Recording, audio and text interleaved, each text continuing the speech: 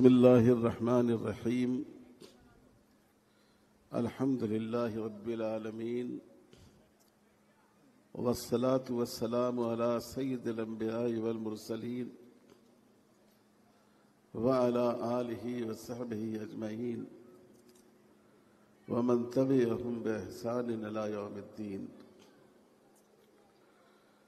بہت ہی قابل احترام ارکان بورڈ اور عہدیداران بورڈ جو شہنشی پر تشریف فرما ہے، مالیگاؤں کے غیرت مند، باشعور اور دینی جذبے سے سرشار محترم بھائیوں اور عزیز بچوں،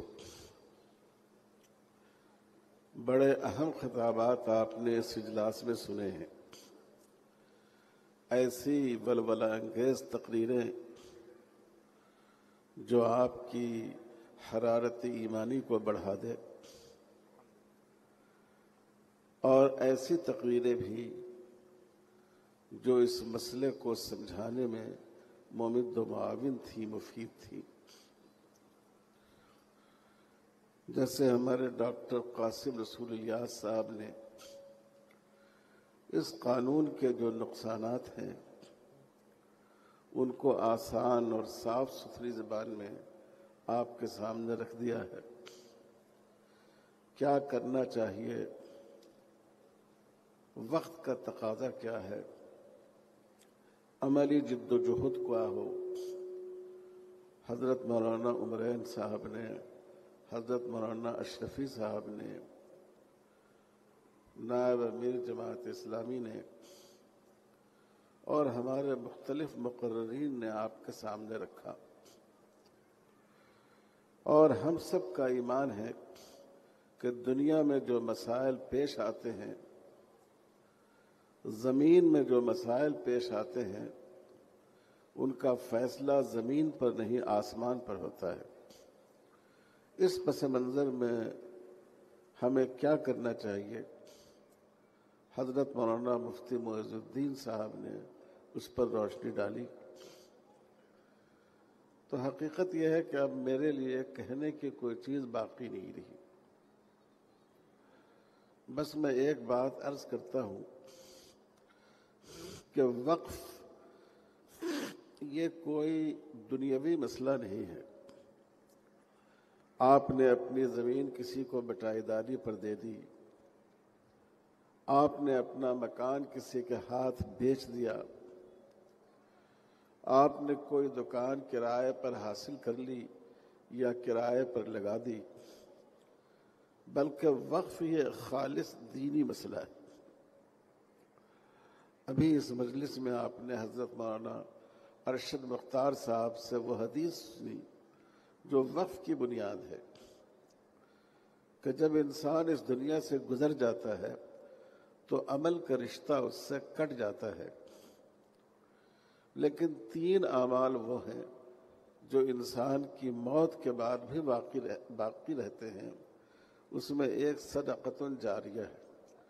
کوئی ایسا ثواب کا، کوئی ایسا نفع کا کام آپ کر کے دنیا سے چلے جائیں جس سے لوگ فائدہ اٹھاتے رہیں.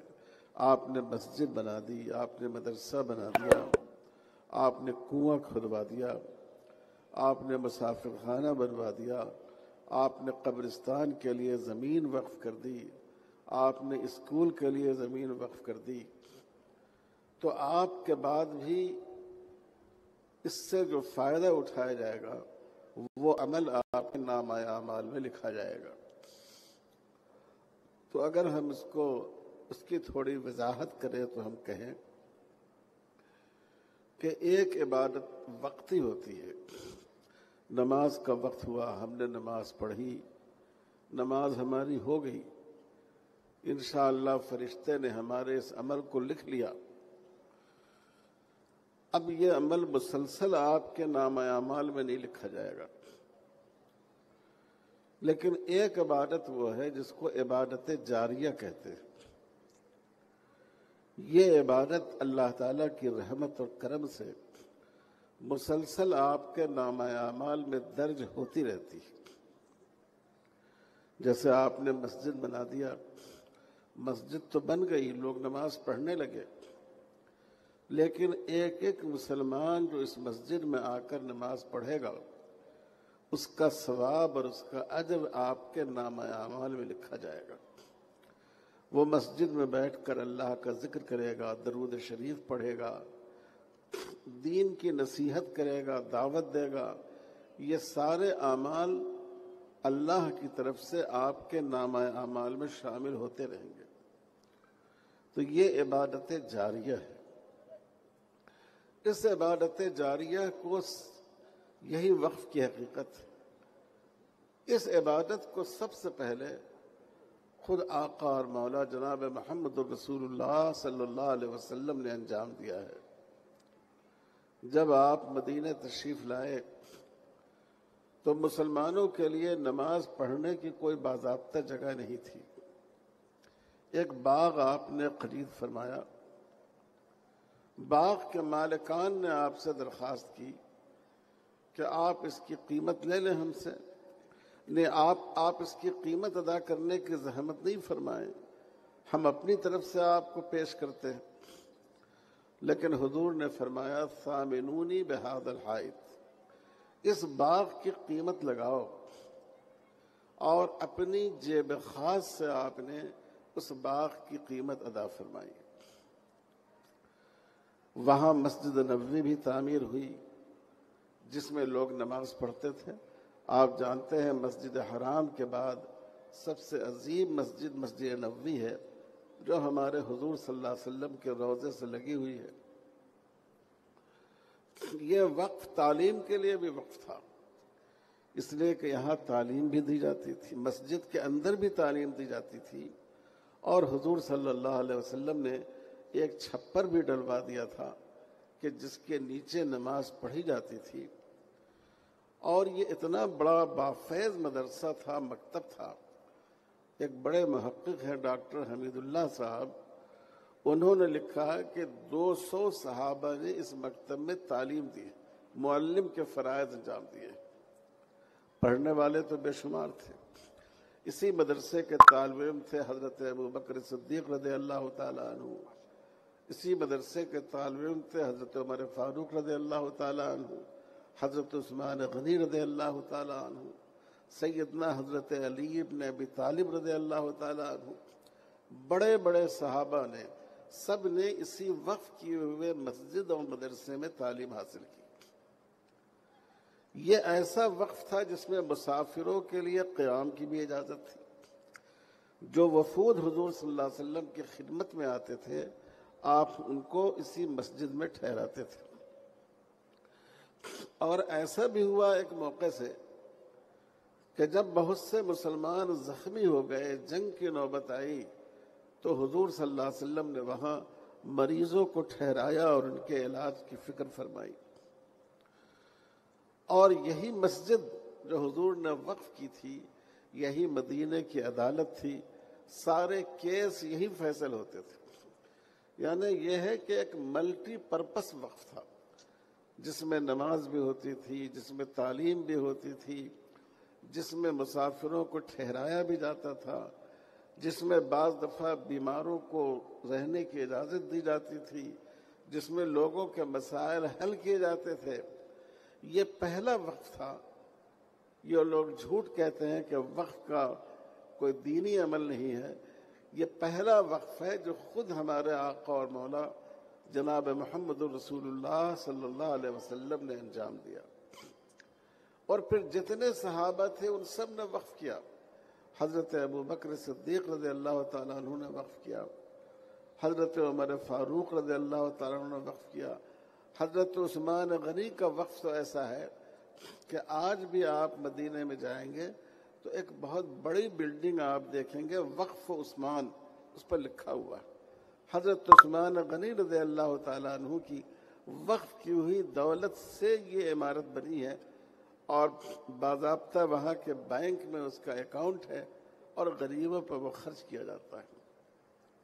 حضرت علی ابن ابی طالب رضی اللہ تعالیٰ عنہ نے اپنے 3 باغ خیبر میں وقف کیا، مدینہ منورہ میں وقف کیا، یمبو جو بہت سے لوگ ملازمت کے لیے جاتے ہیں بدر کے قریب ہے، وہاں حضرت علی رضی اللہ تعالیٰ عنہ کی زمین تھی، وہاں انہوں نے وقف فرمایا۔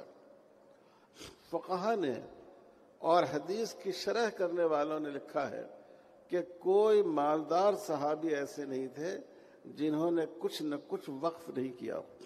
خواتین نے بھی حضرت عائشہ رضی اللہ تعالیٰ عنہ نے وقف کیا، حضرت فاطمہ رضی اللہ تعالیٰ عنہ نے وقف کیا۔ تو یہ ایک ایسی عبادت ہے جو حضور صلی اللہ علیہ وسلم کی اور اکابر صحابہ کی مشترک عبادت ہے، اور میں اس سے فائدہ اٹھاتے ہوئے آپ سے کہنا چاہتا ہوں، آج آپ حضرت ابو بکر رضی اللہ تعالیٰ عنہ کی آواز سننے کی کوشش کیجیے۔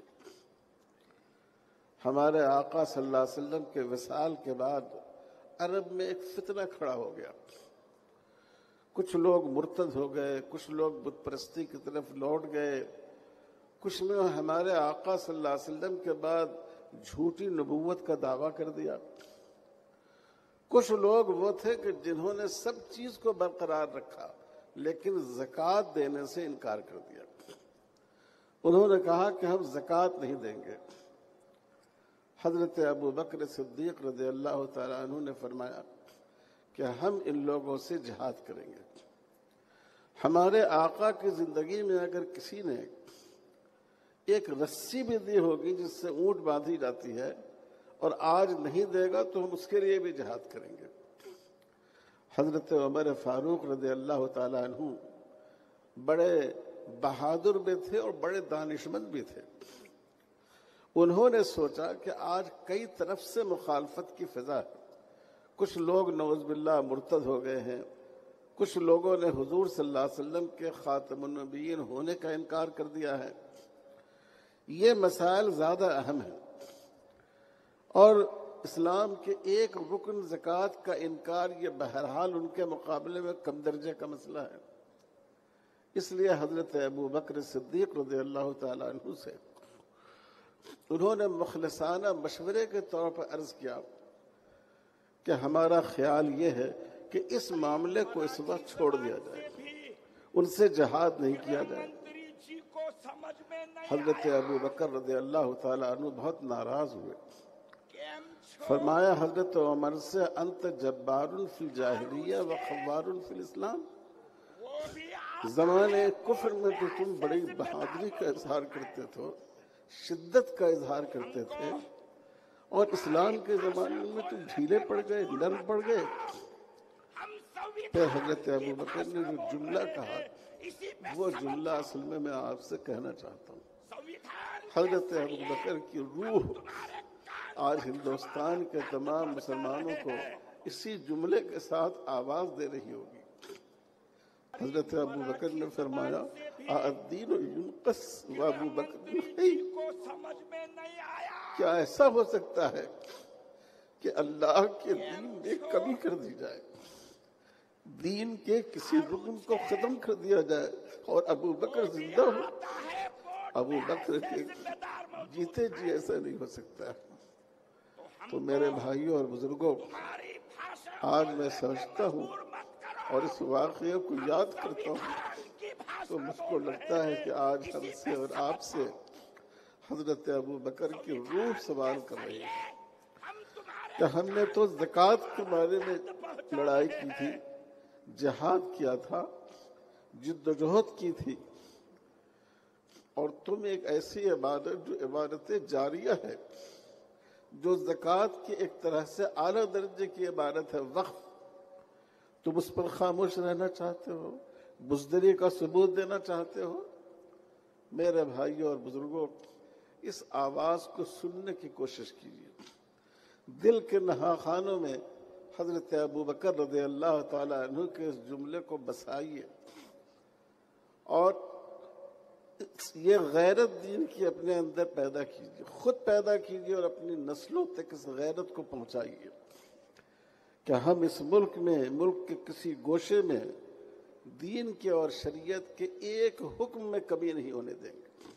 ہم پورے دین کے ساتھ، پوری شریعت کے ساتھ، حضور صلی اللہ علیہ وسلم کی لائی ہوئی پوری تعلیمات کے ساتھ اور آپ کی تمام سنتوں کے ساتھ اس ملک میں زندہ رہیں گے۔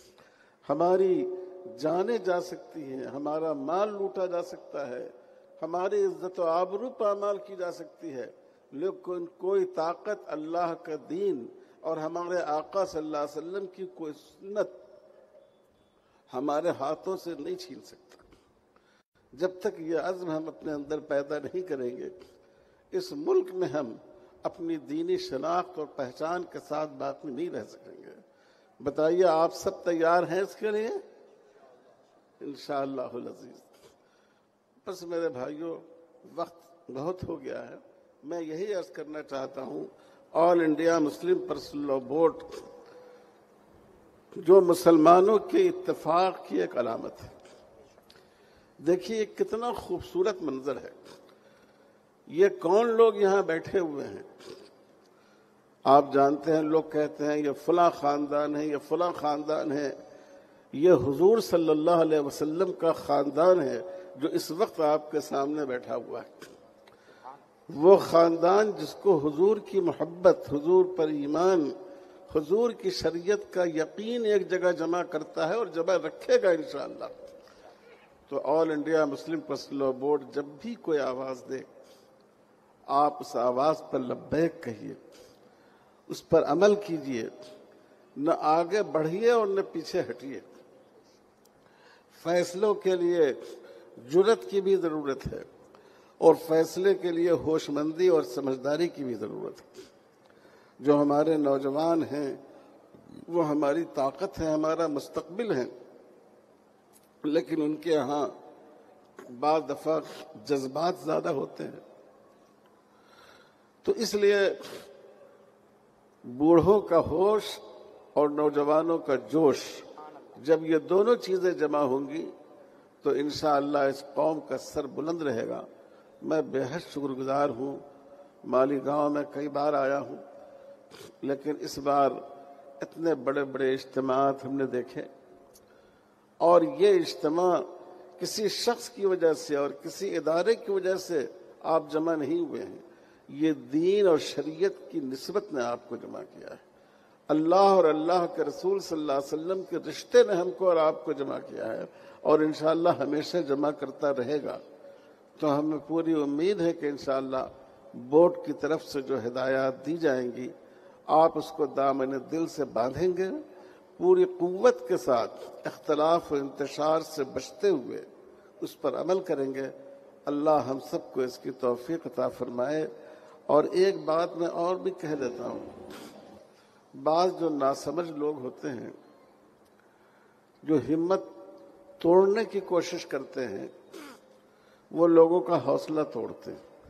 حضور صلی اللہ علیہ وسلم کے صحابہ جب بدر کے میدان کے لیے نکلے تو منافقین کہتے تھے یہ نوجوان لڑکے سب، اور ان کو کوئی تجربہ نہیں، یہ کیا خاک جا کر اتنی بڑی لڑائی لڑ سکیں گے؟